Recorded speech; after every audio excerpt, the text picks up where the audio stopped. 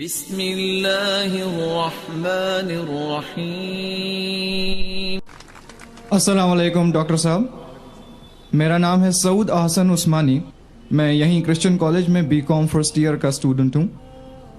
آپ نے ہم لوگوں کو دعوت کے بارے میں بتایا کہ ہم لوگ غیر مسلمان لوگوں کو اسلام کی طرف بلائیں، تو میں یہ جاننا چاہتا ہوں کل کو انشاءاللہ جب میں اس کام کے لیے، اس نیک کام کے لیے آگے دنیا میں نکلوں گا، تو کسی غیر مسلمان نے مجھ سے سب سے پہلے یہ پوچھ لیا کہ میں اپنا مذہب چھوڑ کے، جس کو میں اتنے سالوں سے پریکٹس کر رہا ہوں، آپ کا اسلام کیوں پکڑ لوں؟ یا ایک سٹیپ آگے جا کے اس نے یہ کہہ دیا آپ اپنا اسلام چھوڑ کے میرے مذہب میں کیوں نہیں آ جاتے؟ تو ان دونوں سوالوں کا میں کیا جواب دوں؟ شکریہ۔ بھائی صاحب نے سوال پوچھا کہ اگر کوئی مجھ سے یہ پوچھے گا کہ میں میرا مذہب چھوڑ کے اسلام کیوں قبول کروں، یا آپ اسلام چھوڑ کے میرا مذہب کیوں نہیں قبول کرتے؟ وہ ایسی مثال ہے کہ ایک سکول اگر حساب میں یہ بچوں کو سکھاتی ہے کہ 2 + 2 5، اور دوسری سکول سکھاتی ہے 2 + 2 4، تب کون سی سکول میں داخل ہوں گے؟ وہ سکول جو حق کی بات کر رہا ہے، لیکن عام انسان کو حساب کے بارے میں پتا ہے کہ 2 + 2 4 ہے اور 2 + 2 5 نہیں ہے۔ تو اسی لیے جب آپ کالج میں ایڈمیشن لیتے، آپ اس کالج میں ایڈمیشن لینے کی کوشش کریں گے جو کالج میں سب سے بہترین پڑھائی ہوتی ہے۔ اسی طریقے سے آپ اس مذہب میں داخل ہو جس مذہب میں سب سے بہترین انسانیت کے بارے میں کہا گیا ہے۔ اسی لیے میں کہتا ہوں غیر مسلمانوں سے چیلنج کرتا ہوں کہ آپ مجھے اسلام سے اچھا مذہب دکھاؤ اور میں اسلام چھوڑ دوں گا، آپ کے مذہب میں داخل ہو جاؤں گا۔ لوگ کہتے ہیں ذاکر کفر کی بات کر رہا ہے، کفر کی کدھر بات ہے؟ حق کی بات ہے۔ میں جانتا ہوں کہ اسلام سے اچھا مذہب ہے ہی نہیں، کیونکہ اللہ تعالیٰ طریقہ دکھاتے کس طریقے سے دعوت دینا۔ یہ جو آپ کو ہدایت ملتی ہے اللہ کے قرآن سے، اللہ تعالیٰ فرماتا ہے اگر کوئی بھی کہتا ہے کہ اللہ نے بیٹا جنا، تو آپ کہو کہ میں سب سے پہلے اس کی سجدہ کروں گا۔ اس کا مطلب نہیں کہ اللہ نے بیٹا جنا، اللہ بیٹا جن ہی نہیں سکتا۔ اگر اللہ بیٹا جنے گا تو میں سب سے پہلا سجدہ کروں گا، یہ قرآن کی آیت ہے۔ تو اسی طریقے سے میں کہتا ہوں اگر آپ اسلام سے بہتر مذہب دکھاؤ مجھے، میں وہ مذہب کو قبول کروں گا۔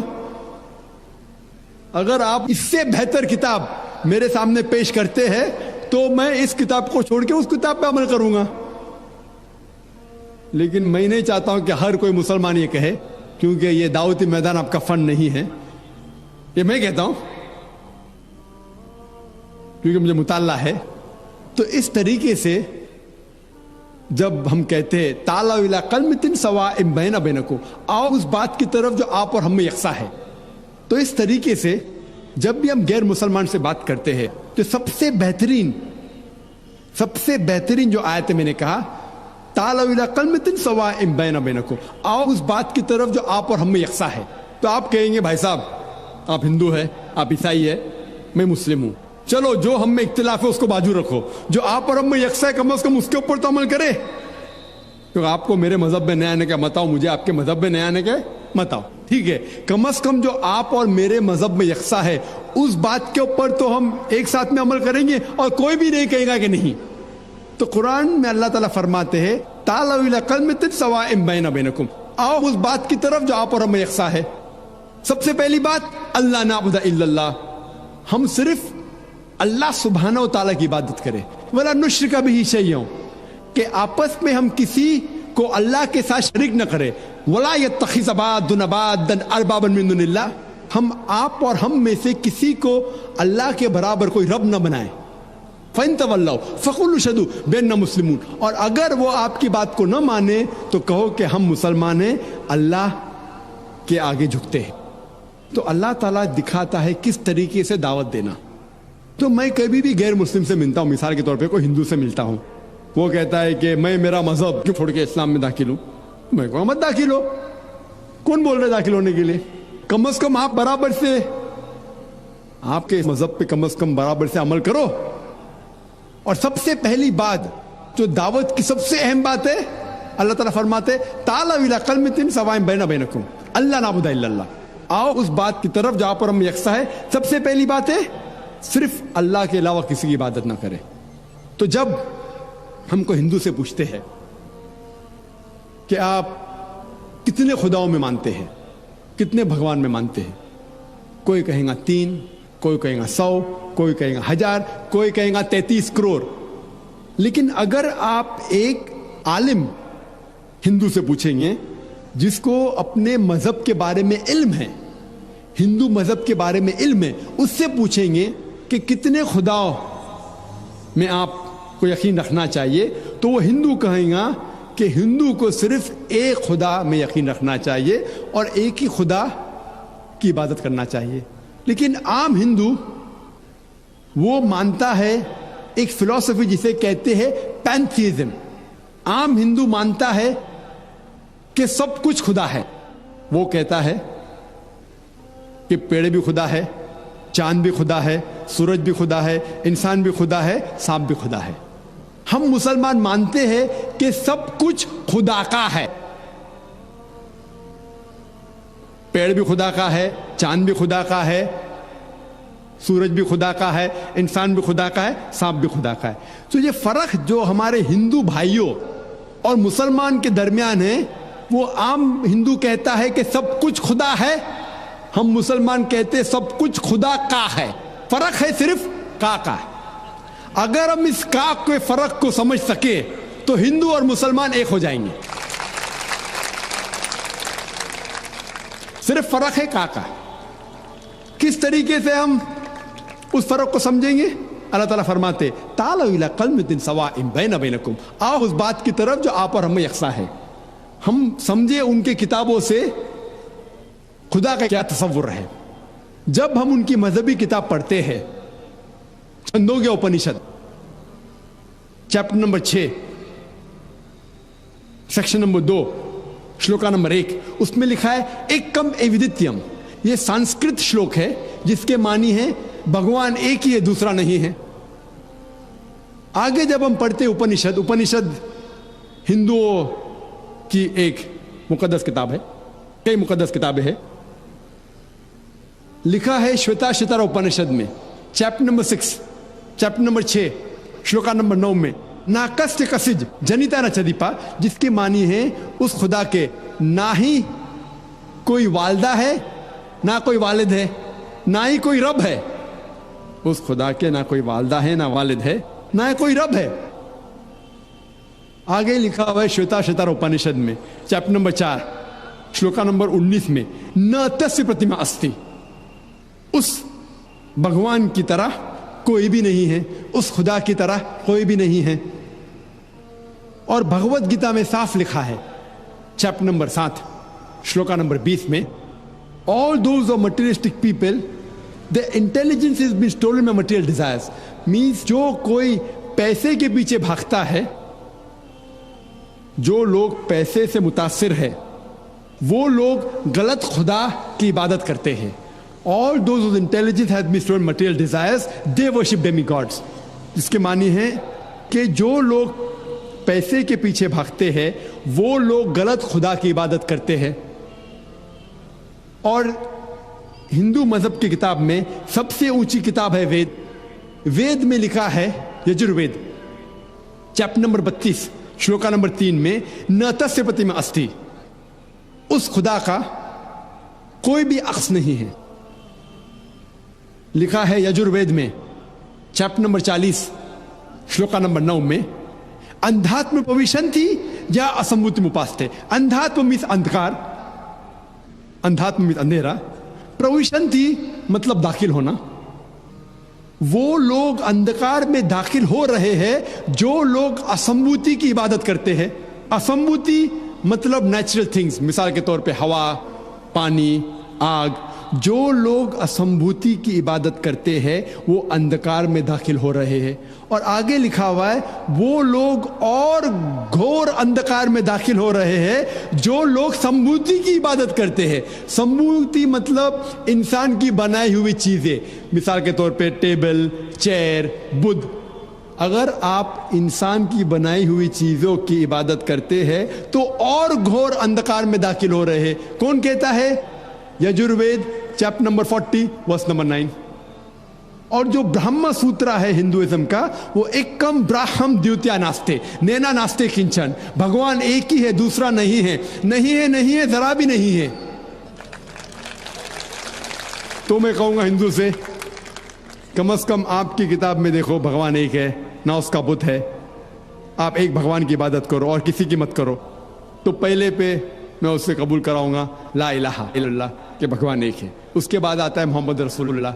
और मैंने एक तकरीर की है कि मोहम्मद सल्लल्लाहु अलैहि वसल्लम के बारे में दिगर मज़ाहिब के किताबों में क्या लिखा हुआ है, और एक तकरीर भी की है कि खुसूसन हिंदू मज़हब के किताब में मोहम्मद सल्लल्लाहु अलैहि वसल्लम का जिक्र। तो मैं उसे ये साबित करूंगा, वक्त नहीं है कि मैं एक तकरीर करूं मोहम्मद सल्लल्लाहु अलैहि वसल्लम के बारे में हिंदू मज़हब में, लेकिन मोहम्मद सल्लल्लाहु अलैहि वसल्लम का जिक्र हिंदू मज़हब की कई किताबों में है। आप अगर पढ़ेंगे भविष्य पुराना पर्व 3, पर्व 3, खंड 3, अध्याय 3, श्लोका 5 से 8 में मोहम्मद सल्लल्लाहु अलैहि वसल्लम का जिक्र है। भविष्य पुराना पर्व 3, खंड 3, अध्याय 3, श्लोका 10 से 27 तक के उसका जिक्र है मोहम्मद सल्लल्लाहु अलैहि वसल्लम का। मोहम्मद सल्लल्लाहु अलैहि वसल्लम का जिक्र है कुंटब सुक्ता में, अथर्ववेद किताब number 20, him number 127, shloka number 1 से 14। मोहम्मद सल्लल्लाहु अलैहि वसल्लम का जिक्र कई जगह हिंदू मज़हब किताबों में है, और खुसूसन एक पुराना है कल की पुराना चैप्टर नंबर 2, श्लोका नंबर 4, 5, 7, 9, 11 और 15 में जिक्र है कि एक कल की अवतार आएंगे जिसके माँ का नाम है सुमति, जिसके मानी अमन, और हम जानते हैं मोहम्मद सल्लल्लाहु अलैहि वसल्लम की वालिदा का नाम था आमिना। उसमें लिखा है उसके वालिद का नाम होगा विष्णु याश, मतलब भगवान के पूजने वाला, खुदा के पूजने वाला। और मोहम्मद सल्लल्लाहु अलैहि वसल्लम के वालिद का नाम था अब्दुल्ला। उसमें जिक्र है कि वो पैदा होंगे संभाला में। संभाला मतलब अमन की जगह, जिसे हम कहते हैं मक्का भी अमन की जगह है। उस भविष्यवाणी में लिखा हुआ है कि वो पैदा होंगे 12वीं तारीख माधव के महीने में। हम जानते हैं मोहम्मद सल्लल्लाहु अलैहि वसल्लम पैदा हुए 12वीं रबी अव्वल में। उसमें लिखा हुआ है कि वो आखिरी अंतिम ऋषि होंगे। हम जानते हैं मोहम्मद सल्लल्लाहु अलैहि वसल्लम आखिरी नबी है। सूरह अहज़ाब सूरह नंबर 33 आयत नंबर 40 में उसमें कई प्रोफेसीज, कई चीज़ें लिखे हुए कि उनके 4 साथियाँ होंगे जो खुलफा राशिदीन के बारे में। उनको एक घोड़ा दिया जाएगा तलवार के साथ। हम जानते हैं मोहम्मद सल्लल्लाहु अलैहि वसल्लम को बुराक दिया गया था, जिनने मिराज पे गए थे बुराक के साथ। और पूरी तकरीरें जो 1.5 घंटे की कर सकते सिर्फ मोहम्मद सल्लल्लाहु अलैहि वसल्लम का जिक्र हिंदू मज़हब की किताबों में। तो मैं कहूँगा वो हिंदू से, आपके मज़हब में लिखा हो कि अंतिम ऋषि आने वाले हैं। और मोहम्मद सल्लल्लाहु अलैहि वसल्लम का जिक्र नाम मोहम्मद से है, अहमद से भी है कई जगह पे। उत्तर चिक मंत्रा नंबर 1500 आप अगर पढ़ेंगे यजुर्वेद चैप्टर 31 वर्स नंबर 18 उनका जिक्र है। Atharvaveda book number 20 him number 126 verse number 14 में उनका नाम लिखा गया हिंदू मज़हब की कई किताबों में। नाराशंसा, नारा मीन्स नर इंसान, शंसा मीन्स जिसकी प्रशंसा होती है, तारीफ होती है, अन्य तारीफ करने के लायक आदमी। और जब मोहम्मद का तर्जुमा करते सल्लल्लाहु अलैहि वसल्लम का, उसके मानी भी ये तारीफ के लायक इंसान। तो मोहम्मद का तर्जुमा का संस्कृत में करेंगे, उसका होगा नरशंसा। और ये लफ्ज नरशंसा हिंदू मज़हब की किताब में कई जगह लिखा हुआ है, कई जगह, कई सैकड़ों जगह। Rigveda book number 1 him number 13 verse number 3, Rigveda book number 1 him number 18 verse number 9, Rigveda book number 1 him number 106 verse number 4, Rigveda book number 2 him number 3 verse number 2, Rigveda book number 5 him number 5 verse number 2, Rigveda book number 7 him number 5 verse number 2, Yajurveda chapter number 20 verse number 37, Yajurveda chapter number 21 verse number 57, Yajurveda chapter number 21 verse number 31, Yajurveda chapter number 21 verse number 55, Yajurveda chapter number 28 verse number 2, Yajurveda chapter number 28 verse number 42।